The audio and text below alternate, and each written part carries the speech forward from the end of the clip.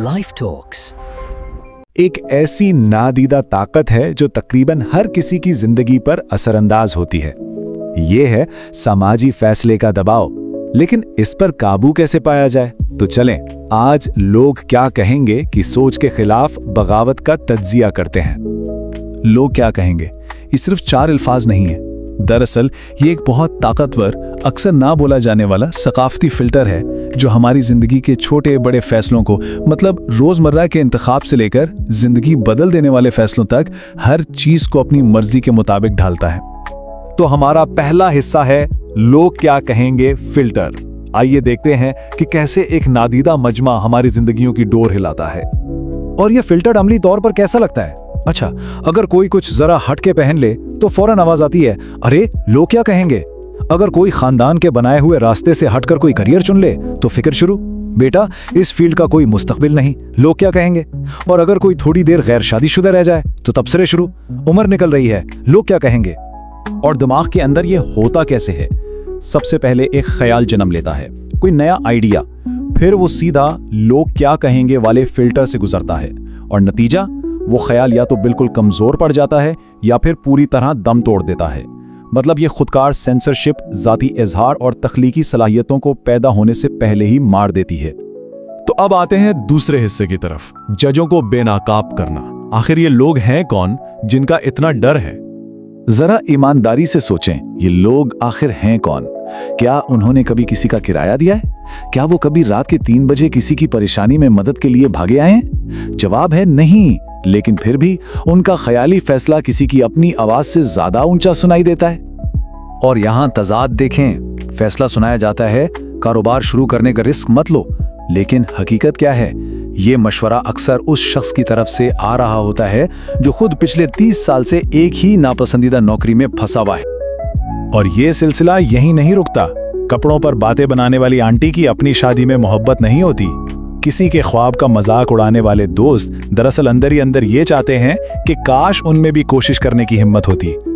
अक्सर ये फैसले उनकी अपनी नामुकम्मल जिंदगियों और पछतावों का अक्स होते हैं। अब आते हैं तीसरे हिस्से पर, साथ निभाने की कीमत, यानी दूसरों की मंजूरी हासिल करने की जाती कीमत क्या है। नतीजा सीधा सीधा ये होता है कि किसी की अपनी आवाज, अपना इजहार ख्याल चंद बेमकसद और फारिग इंसानों की मंजूरी के लिए कुर्बान हो जाता है। मिसाल के तौर पर कोई इंस्टाग्राम पर कुछ पोस्ट करता है, एक शख्स हंसता है, 2 लोग तंज करते हैं और फिर क्या होता है? वो पोस्ट डिलीट हो जाती है, बस।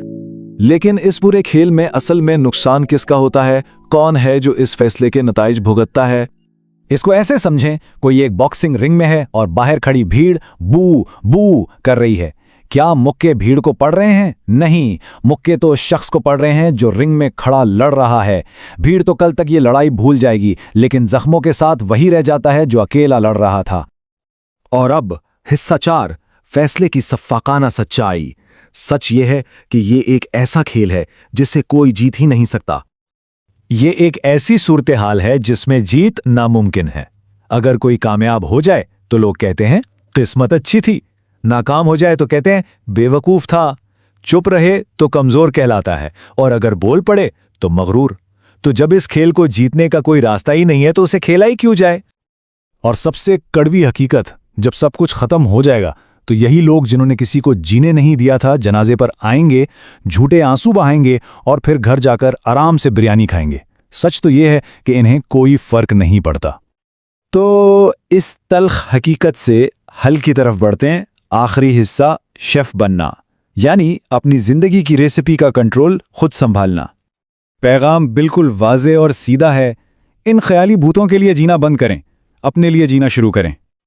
यकीन करें, जिस दिन कोई ये पूछना छोड़ देता है कि लोग क्या कहेंगे, वही वो दिन होता है जब उसे आखिरकार हकीकी आज़ादी का जायका चखने को मिलता है। बैरूनी फैसलों को नज़रअंदाज करना ही ज़ाती आज़ादी का पहला कदम है। तो असल बात यह है, कोई यहाँ हर किसी की पसंदीदा डिश बनने के लिए पैदा नहीं हुआ।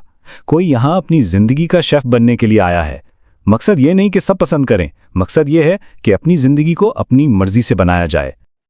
और इसके साथ एक आखिरी अहम सवाल बाकी रह जाता है कि ज़िंदगी के मेन्यू पर क्या रखना है। ये फैसला हर किसी को खुद करना है।